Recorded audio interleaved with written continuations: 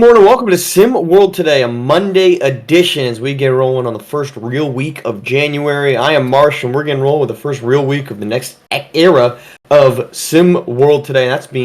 We're getting joined by Rick Blaze every damn day, pretty much. Good morning, Rick. Happy Monday to you. It's a new year marshmallow, but I'm the same OG.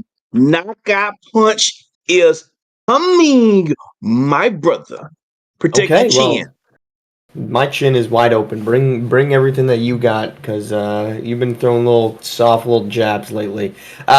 Speaking of soft little jabs, is we've got the SWFL season completely in the books, and plenty of teams went out with a fizzle, but we have now not only our playoff settings and our standings and our matchups for the first round, but we also got our draft order. So the fallout, if you will, of Week 18 of the SWFL means that the Lions are your number one seed, Rick, in the NFC after a Sunday night win, and it's the Tennessee Titans who are going to be picking first overall in the upcoming SWFL draft. Your takeaways from Week 18, Rick? It's one of those weeks where it's so interesting because there are some teams who needed to lose yesterday to protect their draft stock, but there's one problem. Players on the field don't tank. Only upper management and coaches think like that. Really, upper management thinks that way. So, in the case of specifically the New England Patriots, you can do wrong right. You needed to lose in order to protect your number one pick. But you won. The players didn't get the memo. Joe Milton goes out there and plays a beautiful game of basketball. Of football, excuse me, and wins the game. And as a result, or maybe not as a result, maybe it was impending, but whatever. The coach gets fired after the game because you lost the number one pick in the draft by winning a game that you should not have won, and he got fired. Mike Vrabel, another former Patriot, is not going to step in. It was a few of those situations, but the Patriots, to me, you fumbled the bag. But again, players don't tank, so you can't blame them. But yeah, so sorry Well, for you, ya. you saw the highlight. The takeaway to me, yeah, we could talk. I think there's going to be plenty of time to talk about the losers. I'm more interested in the winners. And you saw the Baltimore Ravens wrapping up another AFC South or AFC North division crown with their beatdown of just what was a really sad set of affairs on Saturday. We got treated to the AFC South regional tournament on Saturday night, and frankly was not interested in either games. But Baltimore, Buffalo, Kansas City rounding out your top three in the AFC, I think, is exactly where it should be. I would be very concerned about the AFC squad. Meanwhile, I guess we can talk about losers since we're rolling highlights. The fact that the Atlanta Falcons had an opportunity to try to get themselves into a bit better positioning, and you lose to the Carolina Panthers. You didn't deserve to be in the postseason, even though Tampa Bay gets the win and thus they get the number 3 seed. You did not deserve to be in the postseason if you're Atlanta and you go to overtime against Carolina. Though at the same token, the turnaround that the Carolina Panthers went on at the end of the season, we loved just as a universe and a watching audience like to trash Carolina early in the year. Ended up with 5 wins. They'll end up with a pick somewhere in the low teen, like the 10, 11, 12 range. Better than a heck of a lot of teams. I thought the turnaround from the Carolina Panthers was quite impressive this season under Coach Canales and with Bryce Young under the helm. Yeah, now you see Coach Canales talking about Bryce Young as our guy. We're looking forward to him in the future.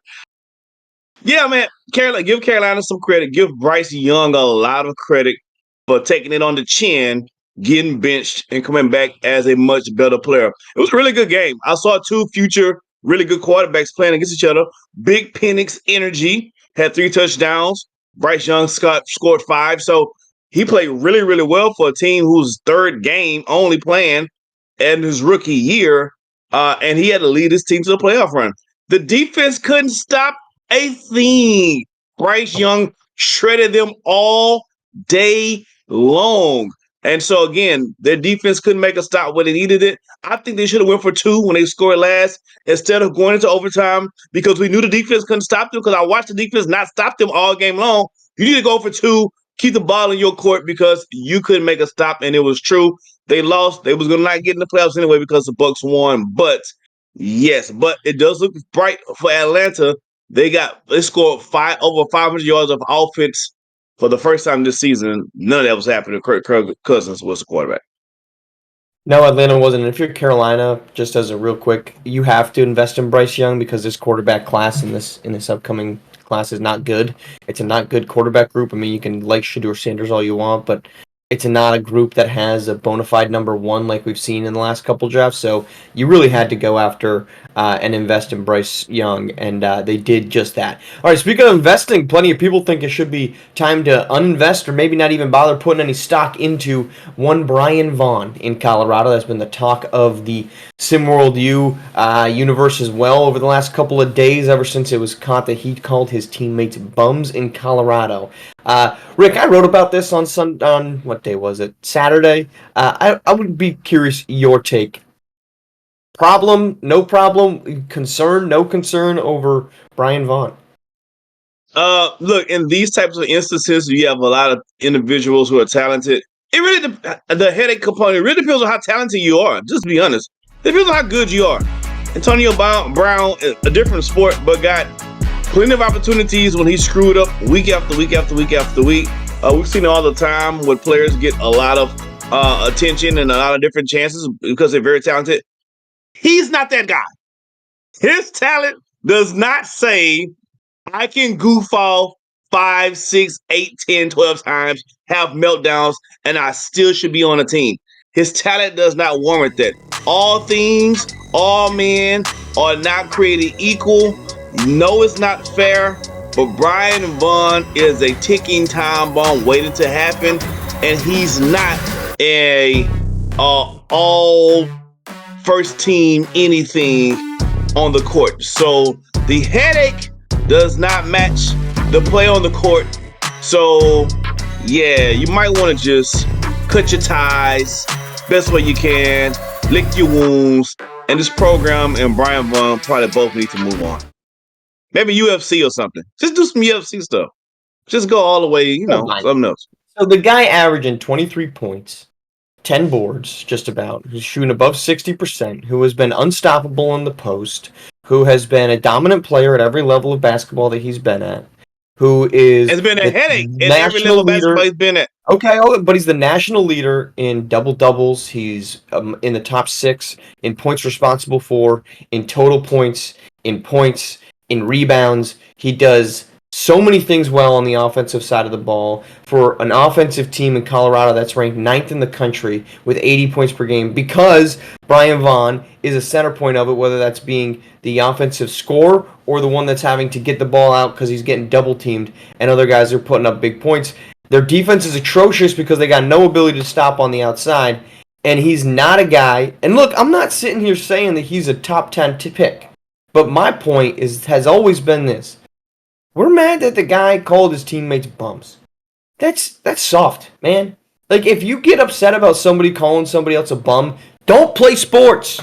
Okay? I wanted to say that one real loud in the microphone. Because if you bothered by somebody getting called a bum, then have you never played a game of competitive athletics in your life? Because I guarantee you someone's getting called a bum every time you're up and down the court, the baseball field, the football field, the ski hill, anything. That's part of competition. You want to let the other people know you are better than them. And sure, Colorado is not a good basketball team, and sure, you'd like that energy to be directed at somebody else, not your own teammates. But we're getting bent out of shape about a dude calling somebody else bums. We had somebody on this show who was very bent out of shape about Brian Vaughn calling someone a bum, who went out and called multiple people frauds. That's better? Is it okay for a media member to call somebody a bum, but God forbid an athlete does? This is ridiculous. I think we're putting this all in one vacuum. I think there's a combination of Brian Vaughn. Everybody has a breaking point. Everybody has a meter. Everybody has a threshold. Brian Vaughn has been Brian Vaughn, was been doing Brian Vaughn things since we at first saw Brian Vaughn. So at some point, he's not doing anything illegal, Rick. He's not doing anything illegal. Of course he's not doing nothing. Come on, Marsh. But here's my point. Illegal. Rick, but here's the point. We are getting so like we got GMs coming out and saying, "Well, I don't think he's going to be drafted." Okay, you got Miles Bridges beat his girlfriend. Jackson Hayes beat his girlfriend. John Morant showed up to a strip club with a gun in his hand. We've got Brandon Miller who showed up and gave, but allegedly, I'm not going to try to get myself involved in that lawsuit, but allegedly gave his teammate a firearm that was used to kill somebody. We're good. Those are okay. That's fine. But you got a temper. You can't be in our league. GTFO. Miss me with all that because that is absolute hypocrisy at its highest level. Duh. That's the world we live in. By the way, Beanie Buddy, what does GTFO means? I'm He's not he break it a down. word that's safe for this space. This is a kid-friendly environment, even if we're not talking about handguns, unfortunately. Look at But Marshmallow all riled up this morning.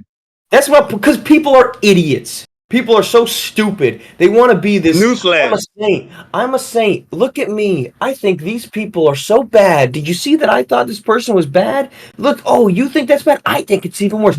Shut up. It's a terrible take. Brian Vaughn's a good basketball player. He needs to Don't pipe it let his down. anger issues be the problem that you don't draft him. He needs to simmer down now. Sure. Brian Vaughn he need to simmer down now. His Sure team he is does. trash. They don't have time to be arguing. Y'all need to come together for as many wins as possible. Simmer down now. It's time for the maturity to kick in. Let's be honest. The maturity for athletes never kicks in. It's why Draymond Green has a podcast. It's why he punched his teammate and got paid $100 million. So if we're really going to be this bent out of shape, he's a 5-time champion, though. He is, and well, no, I wish he was 5. He's 4, but the fact that we are so upset about Brian Vaughn calling teammates bums in a private conversation, mind you, it's not as if he walked into a press conference and said, "Give me the mic. These guys are bums." He said it to his brother. I mean, a private conversation comes to light, and suddenly it's, God forbid this guy ever play basketball again, and anger management. People are way too reactionary, and it's a soft look for everybody involved. Speaking of soft looks, SP Top 25 released yet again. No change at the top. That's Duke, Alabama, Kentucky, Georgia Tech, Texas, Arkansas, rounding out the top 6. However, we got some new players in the top 10. That's Virginia Tech coming in at number 7, Georgetown at number 8, North Carolina at number 10 is Mississippi State, and Iowa fall back to the tail end or out of the top 25. But maybe the most notable, SMU jumping in along with USC and St. John's, along with, I think, New Mexico is a newcomer as well. So your takeaways, Rick, from the latest edition of the SP Top 25, including our newcomers. You know, I've been openly very critical about the SP Top 25, and they're the old geezers who probably watch Lou Alcindor play, making these rankings and things of such. And I've been very critical because they deserve to be very critical, because they apparently, I think the members may have bipolar. I think that's part of the prerequisite to be a voting member in the SP Top 25. However, if I'm going to kick you when you're down, I'm going to lift you when you're up. I actually have no problem with this week's Top 25. For once, they took their meds, and it seemed to work out in the favor of everyone, best interest, because I like this list. I like the teams on the list. I have no qualms this week with the SP Top 25. So I would stand up and give them a standing ovation, but I don't have one pants. So instead, I'm going to give them a sitting ovation. Good job this time around, you old farts. I think there's, well, you don't have any pants on. Apparently, neither do they. If they're old farts kind of figuring out what's going on. So you might be a voting member of this SP Top 25. But the one question that I have is for consistency's sake. So the SP Top 25 has made a point of not really moving teams for not playing, right? I talked about it on the podcast. There is this consistency. If you don't play, they have kept you at the spots you are. SMU didn't play last week. Yes, they are 7-4. Yes, they've gone 4-1 in their last 5. They've won 3 in a row, but they didn't play. But that was worthy enough for them to jump in the top 25. Now, I'm not saying that SMU is not a top 25 team. I think they are a top 25 team, but rather the point is I'm looking for a little bit more consistency. And to me, that's one spot that they weren't. If you're not going to move somebody down when they're idle, I don't know that you should be able to move somebody up when they're idle, because that's more an admission of fault by the SP Top 25 to say, you know what? we didn't put SMU in last week. And they probably should have been number 25 instead of the spot that was previously occupied for Utah, who's kind of been in and out, by Florida, who really had a poor start to the season, and South Carolina, who was number 23. Now, South Carolina I thought was a good admission. They won a big game the week before. But to me, that's the one knock that I have. I'd also like to see them be a little bit more. Are we really sure that Duke, Alabama, Kentucky, Georgia Tech, Texas, Arkansas is the right order? Like, can we have them look a little bit more? Because right now it kind of looks like they're looking at it and be like, well, no one's complaining about it yet, so we're just going to leave this as is. Georgia Tech won. They tried it once. They moved Georgia Tech above Kentucky. Georgia Tech immediately lost, and then they moved it back like, oh, you know what? Let's leave this be. Are we sure it's right? I'm not saying it's wrong. Are we sure it's right? Or can we maybe look and see what's the strength of those teams? Is that the right top six, or is it just a top six that they're just like, in some order, it's good enough? Well, Cooper Flag is going to be it's going to be Cooper Flag glazing at a very high level. So Duke is going to be those geezers love them some Cooper Flag. So Cooper Flag and Duke Blue Devils are going to be number one until they have to move them out of number one. Like until they have no choice. Duke is going to be the flag bearer for number one for the SP Top 25. Again, to your point, I think we have different reasons. You want consistency. I just want them to consistently be on their medicine so they can make these good decisions week in and week out. Whatever that means, make sure your dealer got you a good prescription so that you can be consistent with what you've done this week. And you as well, to make sure your pants are on. All right, let's move on to the top 10 plays of That's the not a past prerequisite week. for this job. Yeah, you're damn right. Look who's hosting. All right, let's head to the top 10 from the last week in SimWorld. Let's kick things off out in the desert with UNLV's Ayo Wills driving to the rack for a little dime himself against Villanova on the road. Ayo Wilson taking it in on no pick and roll, no nothing acrobatic for the first one. Head to number 9, where that's Virginian's Quentin Rye coming in from outside the paint. Little step back first, slamma jamma coming back in for Rye. We got more Virginia coming up. How about FSU? Let's head to number 8, where it's FSU taking on the boys in Indiana on the road, and Leon Quinn on the defensive end says, not once. You want to try again? Not twice. And it's turned aside. Leon Quinn, the double block, our number 8 top 10 play. Head to number 7, where it's SimWorld Prep Alert. Best Coast Ballers in Showtime Basketball. Willow Rick Krause, little coast-to-coast, end-to-end, rising action up for Willow Rick Krause. Throw it down, big fella. Best Coast Ballers. We said we got more Virginia. Here comes more Virginia at number 6. Cole Webb, Johnny Baldwin linking up for this one. Little pick and roll action for the Aussie up top from his big man down low. Rise, fire, slam. And that's Virginia in their matchup against Houston. All right, Kayshawn Ship. We've heard plenty of him as of late. He's coming in at number 5 in St. John's as they're playing at home. He goes to the little wiggle, a little waggle, a little shake and bake, rising and fire. He's got all forms of the activity there at number 5. Number 4 we go. The King is here.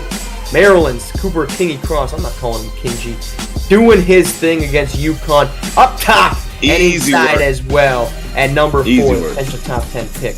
At number 3, back a little bit more Florida State action. Reynaldo Del Orbe. Same game against Indiana. He takes the board.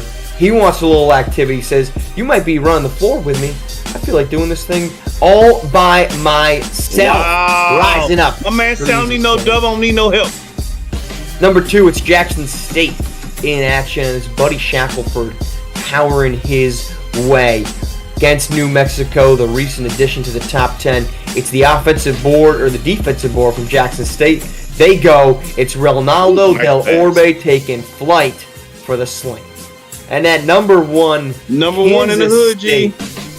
Kansas State and Syracuse. Syracuse having no love. George Clark giving them none of it. Two-handed slam. That rounds out our top 10 for the week that was in SimWorld U and, of course, in SimWorld Prep. All right, that's our show. We're coming back tomorrow. We've got playoff previewing to go as that's coming up this weekend. We've got college basketball back in full action.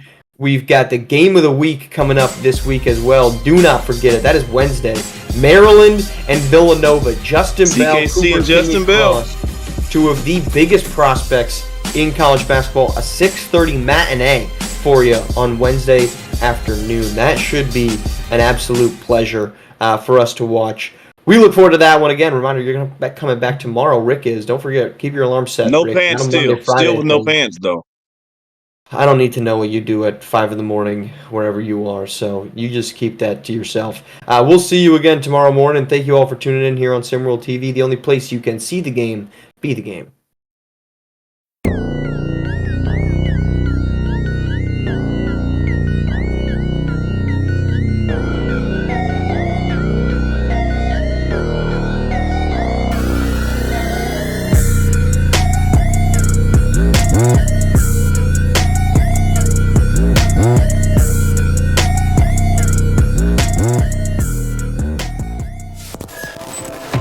This has been a presentation